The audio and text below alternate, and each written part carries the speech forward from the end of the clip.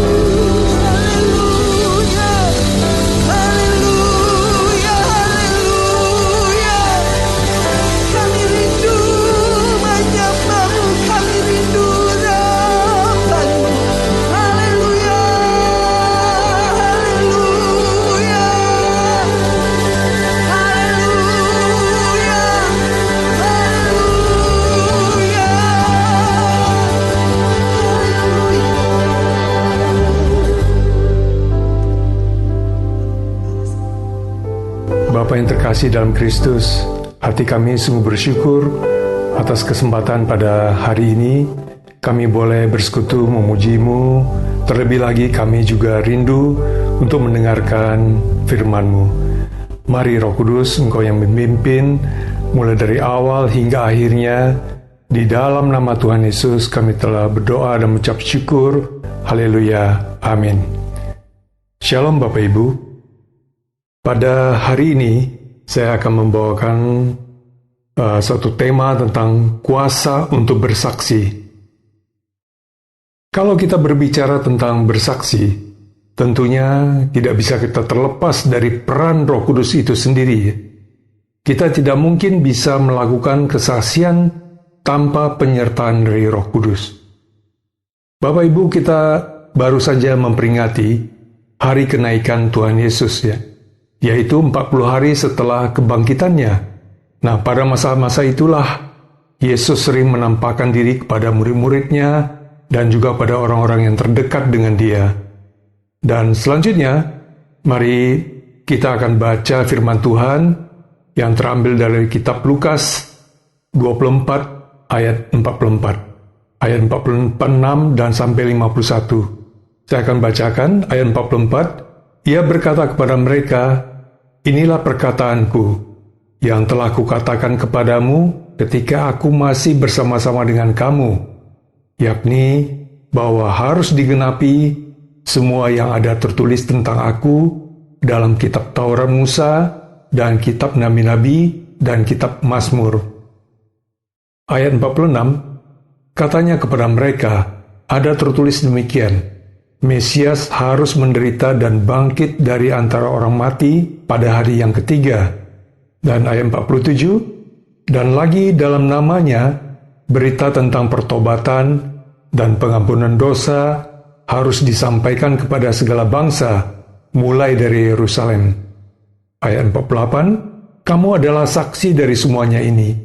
Ayat 49, dan aku akan mengirimkan kepadamu apa yang dijanjikan Bapakku, tetapi kamu harus tinggal di dalam kota ini sampai kamu diperlengkapi dengan kekuasaan dari tempat tinggi. Ayat 50, lalu Yesus membawa mereka keluar kota sampai dekat kota Betania. Di situ ia mengangkat tangannya dan memberkati mereka.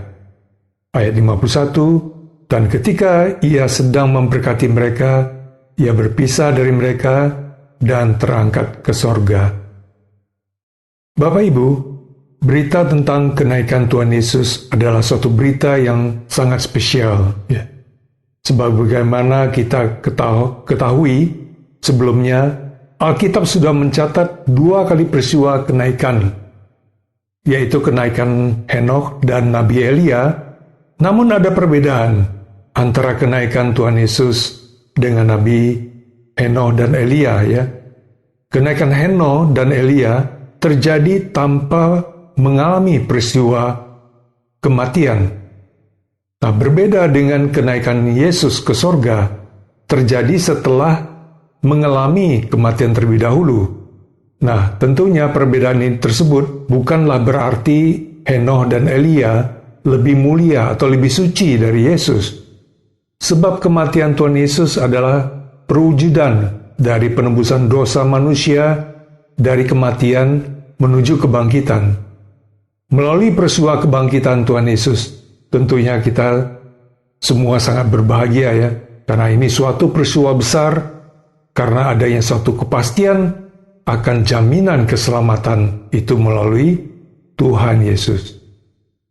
Nah, Bapak Ibu, mari kita melihat apa pesan Yesus kepada murid-muridnya waktu itu. Nah, yang pertama, Tuhan Yesus adalah penggenapan dari nubuatan para nabi-nabi Perjanjian Lama, sebagaimana dikatakan dari ayat 44 tadi, baik dari kematiannya, dari kebangkitannya maupun kenaikannya ke sorga. Dan ini menyatakan bahwa Yesus sungguh-sungguh berkuasa atas segala sesuatu. Bahkan dunia pun tidak berkuasa atas dia. Nah, segala sesuatu tunduk di bawah kaki dia. Nah, tentunya ini memberikan suatu kepastian yang kuat bagi kita sebagai orang percaya bahwa Yesus bukanlah manusia seperti yang direka-reka oleh dunia, tetapi Yesus adalah Tuhan sendiri. Yang kedua, ketika Yesus telah naik ke sorga dan kita telah ditebusnya dari dosa dan diselamatkan melalui kematian dan kebangkitannya. Nah, kemudian kita juga sudah merasakan, ya, janji-janji Allah sudah digenapi. Nah, selanjutnya apa yang harus kita lakukan sebagai orang percaya, yakni adalah menjadi saksi Kristus. Sebagai saksi Kristus, kita akan diperlengkapi oleh kekuasaan dari tempat yang maha tinggi, ya. Sebagaimana tadi dikatakan dalam ayat 49. Nah, itulah janji Yesus kepada murid-muridnya, bahwa Tuhan akan memberikan kuasa. Tuhan akan mempersiapkan mereka, Tuhan akan memberikan mereka Roh Kudus-Nya. Yesus tahu bahwa tugas yang diberikan ini bukanlah pekerjaan yang mudah, ya. Demikian juga Yesus sudah mengenal, ya, siapa murid-muridnya yang dulu pernah meninggalkan Dia, bahkan pernah menyangkal dirinya. Oleh karena itu, Yesus belum mengizinkan mereka untuk keluar dari Yerusalem untuk memberitakan Injil sebelum mereka menerima Roh Kudus, karena pasti mereka akan gagal, ya. Nah, melalui tuntunan Roh Kudus, maka mereka dapat melakukan kesaksian dengan benar dan memiliki kuasa, sehingga boleh menjadi berkat bagi banyak orang. Namun bila mereka hanya mengandalkan diri sendiri tanpa bimbingan Roh Kudus, maka mereka tidak akan mampu, karena sebagai manusia mereka masih berdosa dan masih banyak kelemahan-kelemahan, ya. Nah, untuk selanjutnya, kepada siapa kita harus bersaksi? Mari kita baca dalam Kisah Para Rasul 1 ayat 8. Tetapi kamu akan menerima kuasa kalau Roh Kudus turun ke atas kamu, dan kamu akan menjadi saksiku di Yerusalem dan di seluruh Yudea dan Samaria dan sampai ke ujung bumi. Ya. Dari ayat di atas ini, Yesus memerintahkan kepada murid-muridnya, ya, untuk menjadi saksi bagi segala bangsa sampai ke ujung bumi, ya. Bapak Ibu, kita semua yang hadir pada saat ini adalah murid-murid, ya, Yesus, ya, memiliki tugas dan tanggung jawab yang sama untuk mengabarkan kabar keselamatan, kabar kebenaran melalui kehidupan kita. Kabar keselamatan itu bukan hanya untuk diri kita sendiri, tetapi adalah untuk segala bangsa. Dan selanjutnya, kita juga akan melihat apa sih yang menjadi pokok dalam kesaksiannya. Nah, yang pertama, isi kesaksian, ya, isi kesaksian yaitu dengan menceritakan tentang hidup kita, bagaimana kasih dan kuasa Tuhan yang sanggup memberikan perbedaan, perubahan dalam hidup kita. Menyaksikan tentang keselamatan yang sudah kita terima, menyaksikan bahwa Yesus itu benar-benar juru selamat, menceritakan juga tentang kematiannya, kebangkitannya, dan juga tentang kenaikannya, serta juga berita tentang pertobatan dan pengampunan dosa. Nah, untuk menceritakan pengalaman kita bersama Tuhan, ya tentunya kita tidak perlu harus tunggu belajar dulu menjadi teologia, menjadi pendeta dulu untuk memahami Alkitab secara mendetail terlebih dahulu. Kecuali kalau kita memang benar-betul terpanggil untuk itu, ya. Nah, itulah sebagian dari garis besar kesaksian yang dapat kita saksikan, agar setiap orang mendengarkan itu memperoleh berkat, memperoleh keselamatan dan hidup kekal. Nah, poin yang kedua, dari ayat di atas, yaitu Kisah Para Rasul 1 ayat 8, mengatakan bahwa tetapi kamu akan menerima kuasa kalau Roh Kudus turun ke atas kamu. Nah, artinya dalam kesaksian kita itu nanti Tuhan tidak menggantungkan sepenuhnya kepada kemampuan kita. Seperti kemampuan untuk kita berbicara, kemampuan untuk kita mengajar, memahami Alkitab, atau kemampuan untuk mencari jiwa-jiwa. Nah, ayat di atas sudah menegaskan sekali lagi bahwa semua itu adalah pekerjaan Roh Kudus. Kita hanya perlu keberanian saja untuk bersaksi, lalu kita serahkan sepenuhnya kepada Roh Kudus untuk menjamah mereka. Bahkan seringkali kita diminta hanyalah kesediaan kita, dan Roh Kuduslah yang akan membimbing setiap perkataan yang keluar dari mulut kita. Ya. Dan Bapak Ibu, sekali lagi, untuk meyakinkan orang itu bukanlah pekerjaan kita, tetapi adalah suatu pekerjaan Roh Kudus. Dan kita hanya menyerahkan sepenuhnya dalam tangannya. Ya.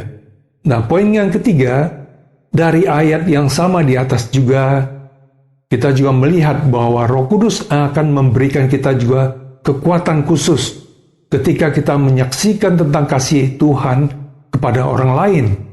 Dan di sana kita juga bisa merasakan ada kuasa Roh Kudus yang sedang bekerja dalam diri kita. Jadi yang terpenting adalah kita tidak menolak panggilan tersebut. Jangan kita lari dari panggilan, ya. Jangan juga kita gentar karena kesempatan itu jarang akan terulang kembali. Yang kita perlukan hanyalah membagikan pengalaman, ya, kesaksian dalam hidup, dan Tuhanlah yang akan bekerja lewat Roh-Nya agar semua kesaksian kita itu boleh menjadi berkat bagi banyak orang, ya. Di samping itu, Yesus juga sendiri berkata bahwa Dia akan menyertai kita sampai pada akhir zaman di dalam menjalankan amanat agung. Ya, jika kita menghadapi kesulitan, ya kita bisa berdoa karena ada Roh Kudus yang selalu siap mendampingi kita dalam memberikan kesaksian. Nah, sebagaimana kita melihat juga apa yang terjadi pada Petrus dan Yohanes, ya ketika mereka dilarang berbicara dan mengajar dalam nama Tuhan Yesus, mereka mendapat ancaman dari para imam-imam. Lalu apa yang mereka lakukan? Mereka berdoa memohon kepada Tuhan supaya mereka dikaruniakan tanda-tanda mujizat penyembuhan dalam nama Yesus. Nah, mari kita baca dalam Kisah Para Rasul 4 ayat 31. Nah, firman Tuhan mengatakan pada kita, dan ketika mereka sedang berdoa, goyanglah tempat mereka berkumpul itu, dan mereka penuh dengan Roh Kudus. Lalu mereka memberitakan firman Allah dengan berani. Ya, Bapak Ibu, suatu keajaiban Tuhan terjadi pada saat mereka sedang berdoa, maka Tuhan melawat mereka sehingga mereka kepenuhan dengan Roh Kudus dan mereka berani memberitakan firman Allah dengan lebih berani lagi. Bapak Ibu, poin yang keempat, Allah yang juga akan memimpin kita dalam mencari jiwa-jiwa, ya. Diceritakan di sini dalam Kisah Para Rasul 8 ayat 26, ada satu kesempatan di mana Filipus dipimpin oleh malaikat, ya, menuju kepada seorang pembesar atau sida-sida dari Ethiopia yang akan pulang ke negaranya, di mana Filipus mendapat kesempatan dia atau menginjilkan dia, sehingga pembesar atau sida-sida dari Ethiopia itu memberikan diri dibaptis, menerima Tuhan Yesus sebagai juru selamat.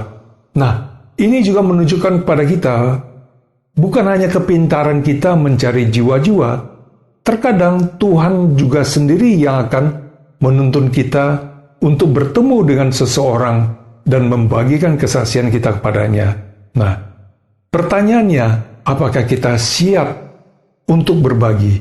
Apakah kita siap menjadi saksi bagi Tuhan? Bapak Ibu, tentunya menjadi saksi Kristus ini tidaklah mudah, ya. Pasti juga banyak tantangan-tantangannya. Tetapi hendaklah kita tidak membuat kita tawar hati. Sebab kesukaran penderitaan yang kita alami di dunia ini tidaklah sebanding dengan upah kehidupan kekal yang akan kita terima nanti di sorga. Nah, tantangan seperti apa saja yang akan kita temukan nantinya? Yang pertama, yaitu tantangan keraguan-raguan, ya. Sebagai seorang saksi tentunya kita harus bisa dipercaya, ya. Tidak ada saksi yang dapat dipercaya kalau terdapat keraguan-raguan dalam dirinya, ya. Apalagi dalam memberitakan tentang kebenaran. Nah, seluruh perikop Injil yang memberitakan tentang kelahiran Kristus sampai pada kenaikannya, itulah yang sudah menjawab seluruh keraguan-raguan dunia ini. Sebab Yesus sendiri yang naik ke sorga, Dia yang berkuasa atas sorga dan bumi. Nah, siapa lagi yang berkuasa kalau bukan Allah sendiri?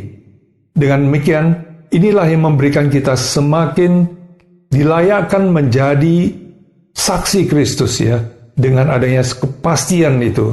Nah, yang kedua, tantangannya adalah diri kita sendiri. Tantangan dihadapi umat Kristen ialah diri sendiri. Banyak yang datang beribadah ke gereja, yaitu berdoa, bernyanyi, memuji Tuhan, lalu mereka pulang, ya. Kemudian minggu depan selanjutnya mereka datang lagi dan mereka berdoa, bernyanyi, lalu mereka pulang. Hanya sekedar menjalankan rutinitas saja. Nah, sebenarnya Tuhan Yesus sudah pernah mengatakan begini, tuaian banyak, tetapi pekerja yang sedikit. Nah, banyak orang-orang percaya hanya mau menerima berkat saja, tetapi nggak ada yang mau membagi berkatnya atau menjadi berkat bagi orang lain. Nah, inilah Bapak Ibu yang menjadi tantangan ketika kita mau dipakai sebagai saksi Kristus. Penuaian jiwa bukanlah terletak pada metode. Ada begitu banyak metode, namun kepada hati sang penuai tersebut ya. Jadi bukan kepada metodenya, tetapi kepada hati yang berbelas kasihan ya, kepada jiwa-jiwa yang belum terselamatkan. Ya. Oleh karena itu, Bapak Ibu, mari beri diri kita, buka pintu hati kita untuk dipimpin oleh Roh Kudus untuk menjadi saksinya. Amin, Bapak Ibu. Mari Bapak Ibu kita akan tutup dalam doa. Bapa yang terkasih dalam Kristus, hati kami sungguh bersyukur atas kebenaran firman-Mu yang sudah kami terima, di mana kami sudah diingatkan bahwa keselamatan itu bukanlah hanya untuk kami semata, tetapi adalah menjadi milik semua orang, milik semua bangsa di dunia ini. Bapa, biarlah mulai saat ini kami juga boleh mempunyai suatu komitmen untuk menjadi saksi-Mu dalam mengabarkan kabar keselamatan, pertobatan dan pengampunan dosa, sehingga banyak jiwa-jiwa diselamatkan melalui hidup kami. Terima kasih Bapa, di dalam nama Tuhan Yesus kami telah berdoa dan mengucap syukur. Haleluya. Amin. Demikianlah Bapak Ibu Saudara ibadah kita hari ini.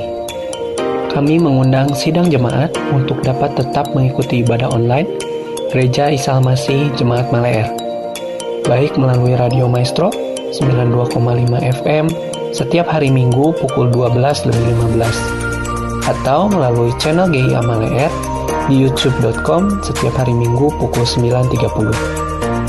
Bagi sidang jemaat yang membutuhkan dukungan doa, dapat mengirimkan beban doa melalui SMS ataupun WhatsApp di nomor 0821 1965 9019. Happy Sunday and God bless you.